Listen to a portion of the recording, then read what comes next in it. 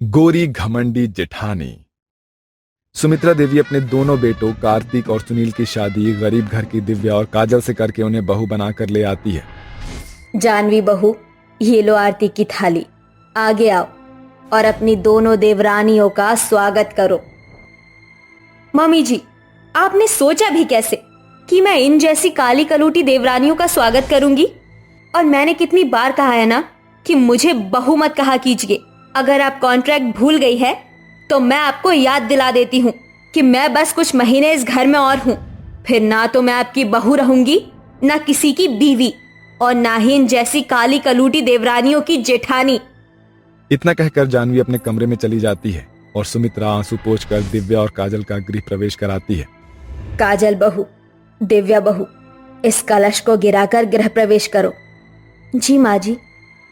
वो सब तो ठीक है माँ जी, मगर जेठानी जी किस कॉन्ट्रैक्ट की बात कर रही थी?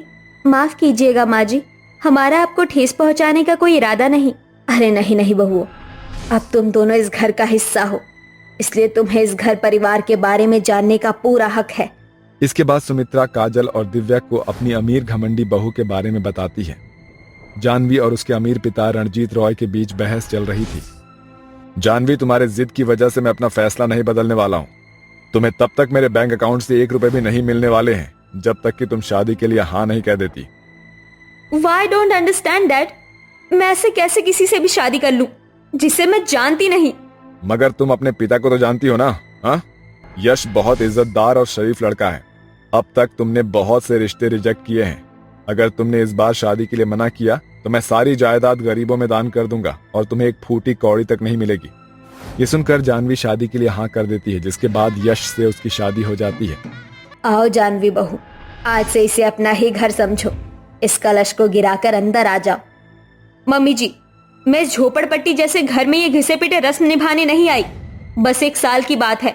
जैसे ही कॉन्ट्रैक्ट पूरा होगा, डैडी की सारी प्रॉपर्टी मेरे नाम हो जाएगी और फिर तुम गरीबों से मेरा पीछा छूटेगा। यश बेटा, ये बहू क्या कह रही है? माँ, जानवी ठीक कह रही है। उसने फेरे होने से पहले मुझसे पेपर पर साइन कराया था। हम बस 1 साल के लिए पति पत्नी हैं। 6 महीने हो गए हैं जानवी को इस घर की बहू बनकर आए, मगर इस घर को और मेरे यश को उसने अपना समझा ही नहीं।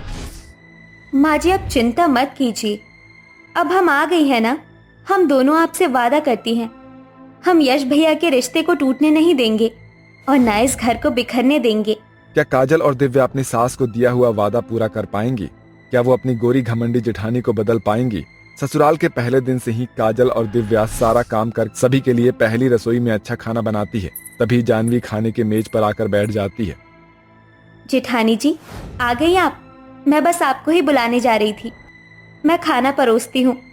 जैसे ही काजल अपनी जेठानी को खाना परोसती है, जानवी गुस्से में खाने से भरी प्लेट जमीन पर फेंक देती है। जेठानी जी, इस तरह से अन्न का अनादर करना ठीक नहीं। आखिर आप इतनी घमंडी क्यों हैं? ये सुनकर जानवी गुस्से में काजल को खींचकर चांटा मार देती है। 2 कौड़ी की काली कलूटी मुझसे जुबान लड़ाती है। मैंने तुझसे खाना मांगा था क्या? फिर किससे पूछकर तूने मेरी प्लेट में अपने गंदे काले हाथों से खाना परोसा? बस बहुत हो गया जानवी भाभी। खबरदार जो मेरी काजल से इस तरह से बात की तो। आखिर आप खुद को समझती क्या हो? हाँ, और एक बात, मेरी काजल जैसी भी है आपसे लाख गुना अच्छी है। अपनी काली देवरानी की तारीफ सुनकर जानवी चिढ़कर अपने कमरे में चली जाती है। इसी तरह से वक्त बीतता है। फिर एक दिन जानवी कहती है, काजल, अरे ओ काजल, दिव्या, दिव्या, अरे ओ मेरी काली कलूटी देवरानियों। जेठानी जी, काजल नहा रही हैं। कोई काम है तो आप मुझे बता दीजिए। ये लो, जल्दी से मेरी ये ड्रेस प्रेस कर दो, मुझे एक पार्टी में जाना है। तब तक मैं शावर लेकर आती हूँ।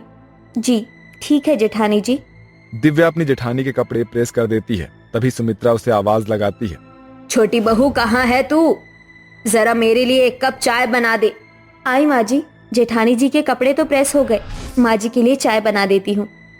दिव्या जल्दी से प्रेस का बटन बंद करके किचन में आकर चाय बनाने लग। तभी जानवी बाथरूम से आ जाती है। ये ब्लैक टी कहाँ चली गई? कमरे में तो है ही नहीं। इसी के साथ जानवी के दिमाग में अपनी काली देवरानी को सताने का खुराफात ख्याल आ जाता है और फिर वो जानबूझकर प्रेस से अपनी ड्रेस जला लेती है। अब आएगा मजा। मेरी ये दोनों काली कलोटी देवरानी बहुत लेक्चर झाड़ती है ना। आज उस दिन की बेइज्जती का बदला लेने का वक्त आ गया है। जानवी जली हुई ड्रेस लेकर किचन में आ जाती है और दिव्या को उसके काले रंग के लिए कोसने के साथ उसे भला बुरा कहने लगती है। जाहिल गवार कही कि तू काली कलूटी किसी काम की नहीं है। एक कपड़ा भी तुझसे ठीक से प्रेस नहीं हुआ।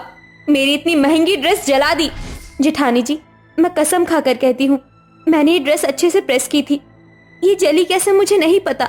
इतने में जानवी बेचारी दिव्या के बाल खींचने लगती है। ज्यादा भोली बनने की कोशिश मत कर।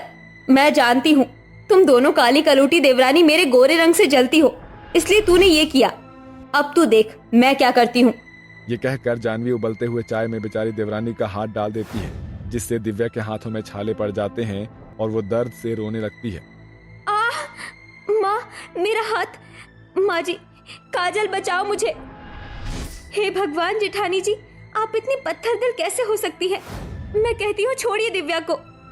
आज तो सिर्फ हाथ जलाया है, आइंदा अगर मेरा जरा सा भी नुकसान किया तो तुझे जिंदा मार दूंगी। इसी तरह से कुछ दिन गुजरने के बाद अब काजल और दिव्या प्रेग्नेंट हो जाती है, जिससे घर में सभी बहुत खुश होते हैं। जुग जुग जियो मेरी प्यारी बहू, आज तुम दोनों ने मुझे दुनिया की सारी खुशियां दे दी। मुबारक हो छोटे, तुम दोनों पापा बनने वाले हो। आपको भी बहुत बहुत बधाई हो भैया, आप भी तो ताऊजी बनने जा रहे हैं। दिव्या और काजल के गर्भवती होने के बाद सुमित्रा उनका बहुत ख्याल रखती है। वहीं उनके पति भी आने वाले बच्चे के लिए खिलौने और झूला खरीद कर ले आते हैं। इस तरह से अब गुजरते महीनों के साथ दोनों देवरानियां 5 महीने की प्रेग्नेंट हो जाती हैं। वहीं जानवी की शादी का कॉन्ट्रैक्ट पूरा होने में कुछ ही दिन बाकी रह जाते हैं। एक दिन जब दिव्या और काजल हॉल में बैठी होती हैं, तभी दिव्या कहती है, आउच। दिव्या बहू, तू ठीक तो है? हाँ माँ जी, मेरे होने वाले बच्चे ने लात मारी। क्या सचमुच? मुझे भी देखने दे। सभी को अपनी देवरानी के आने वाले बच्चे से इस कदर प्यार करता देखकर जानवी खुद को रोक नहीं पाती और कहती है, देवरानी जी, क्या मैं भी तुम्हारे बेबी बम को छू सकती हूँ? कोई जरूरत नहीं है बड़ी बहू। भूल गई तू, एक दिन तूने अपनी इन दोनों देवरानियों को काला होने के लिए क्या क्या नहीं कहा, कि तुझे इनके काले रंग से घिन आती है। फिर आज इनके होने वाले बच्चे से इतना लगाव किस लिए? वैसे भी अब बस कुछ दिन रह गए हैं इस घर में तेरे। ऐसा मत कहिए माँ जी, अपनों से दूर जाकर आज तक कोई खुश रहा है क्या? दिव्या ठीक कह रही है माँ जी, और जब छोटे से गलती हो जाए तो ये बड़ों का फर्ज है कि वो उन्हें माफ कर दे। एक औरत होने के नाते इसे माफ कर भी दूं, मगर एक माँ होने के नाते मैं अपने बेटे के उन आंसुओं को कैसे भूल जाऊं। काजल बहू, जिसकी जिम्मेदार सिर्फ और सिर्फ तुम्हारी ये गोरी घमंडी जेठानी है। हम आपका दर्द समझ सकते हैं माँ जी, मगर यश भैया जेठानी जी से बहुत प्यार करते हैं। हमने उनकी आंखों में वो प्यार देखा है। जेठानी जी अभी भी कुछ नहीं बिगड़ा। माँ बनने का एहसास बहुत ही खुशियों भरा होता है, और एक बच्चा ही एक ऐसी कड़ी है जो एक पति और पत्नी के रिश्ते को टूटने से बचा लेता है। आप एक अच्छी पत्नी बनने की कोशिश कीजिए। हम जानते हैं आप इतनी भी बुरी नहीं। अपनी देवरानी की बात सुनकर जानवी अपने किए पर पछताते हुए हाथ जोड़कर आंखों में आंसू लिए उनसे माफी मांगती है।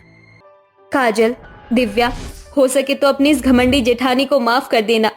मैंने तुम पर कितने अत्याचार किए, तुम्हारे साथ इतना बुरा बर्ताव किया, फिर भी तुम दोनों मेरा रिश्ता टूटने से बचा रही हो, वरना अपने घमंड के कारण मैं तो अपना घर तोड़ने जा रही थी। अपनी गोरी घमंडी जेठानी को अपने प्यार भरे स्वभाव से बदलकर अपनी सास को किया हुआ वादा पूरा करती हैं। वहीं जानवी यश की पत्नी बनकर अपने शादीशुदा रिश्ते की शुरुआत करती है।